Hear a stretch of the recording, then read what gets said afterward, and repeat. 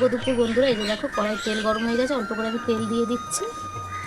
আর এই যে দেখো এখানে পটলগুলোর বীজ আমি ফেলে দিয়েছি, আজকে পটলের একটা রেসিপি করব। আর এই যে দেখো এখানে পনির গ্রেট করে রেখেছি, আলু গ্রেট করে রেখেছি। আর এই যে দেখো চিনি, হলুদ, নুন, জিরের গুঁড়ো আর গরম মশলা আছে। এটা আমি একটু ভর্তা টাইপের করে পটলের পুরের মধ্যে দেবো। আর এই যে দেখো অল্প করে আমি আদা দেবো। এই যে আদা আমি অল্প করে দিয়ে দিচ্ছি। দেখো এই যে পনির আর আলুটা আমি দিয়ে দিলাম।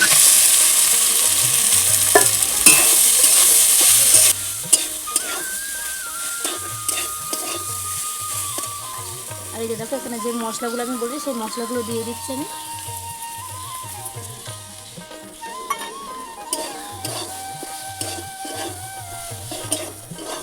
তো ভর্তাটা আমি আস্তে আস্তে তৈরি করে নেবো।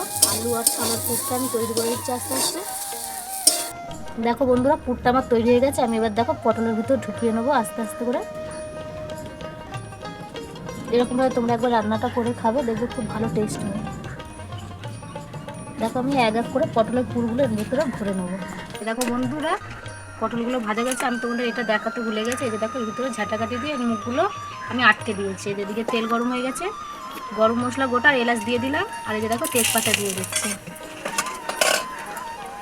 আর এই যে আদা কাঁচা লঙ্কা দিয়ে দিলাম। আর টমেটো দিয়ে দিচ্ছি।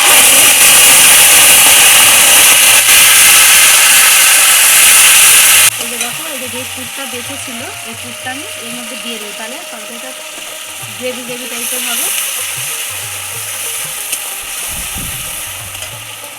এই যে দেখো নুন, হলুদ, জিরের গুঁড়ো, কাশ্মীরি লঙ্কা গুঁড়ো, চিনি দিয়ে দিচ্ছি। তরকারিটা একটু মিষ্টি মিষ্টি হলে খুব ভালো টেস্ট হবে।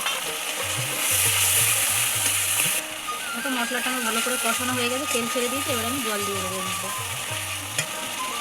এই পুরটা দিয়ে দিচ্ছি আমি, যে পুরটা বেঁচেছিল।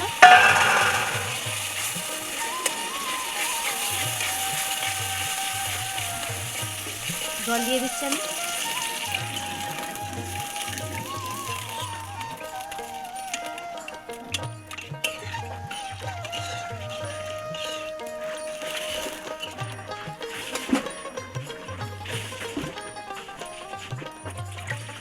এর মধ্যে আমি আরও অল্প করে জল দিয়ে দিলাম, ঢাকা দিয়ে দিচ্ছি। দেখো পটলের রেসিপিটা কত সুন্দর কালার চলে এসেছে। এবার আমি দেখো নামিয়ে নিচ্ছি। আর কত সুন্দর দেখো মাখা মাখা হয়েছে তরকারিটা। এই যে দেখো তরকারিটা কত সুন্দর হয়েছে। এবার আমি দেখো এর উপর থেকে অল্প করে গরম মশলা ছড়িয়ে দেবো। এই দেখো গরম মশলা অল্প করে আমি ছড়িয়ে দিলাম। আর এই যে দেখো ঘি দিচ্ছি অল্প করে।